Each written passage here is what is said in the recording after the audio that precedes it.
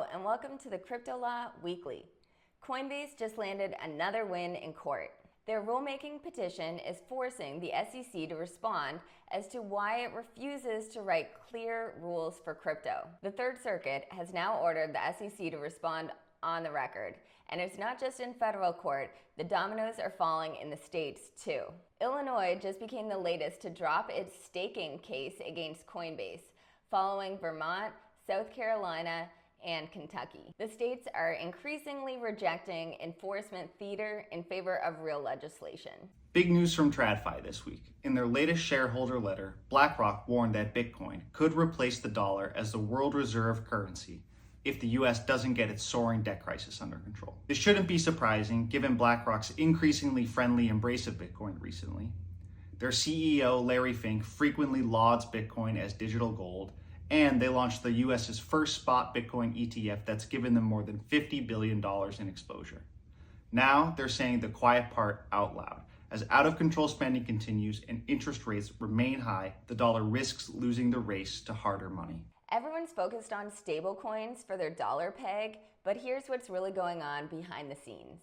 The latest revisions of the Stable Act, which passed the House 3217 this week, allow reserves to be backed by treasuries, which means stablecoins like USDT, Circle, the new USD1, or the Wyoming stablecoin to start purchasing massive quantities of US debt, even to become the buyer of last resort. Tether has notably increased its US Treasuries holdings to the tune of $113 billion, making it the 18th largest holder of US debt. This amount exceeds the Treasury holdings of several countries, including Germany, the UAE, and Australia. So when people ask who's gonna buy all this US debt, the answer might be the stablecoins. This week, Bitcoin held steady as equities tanked.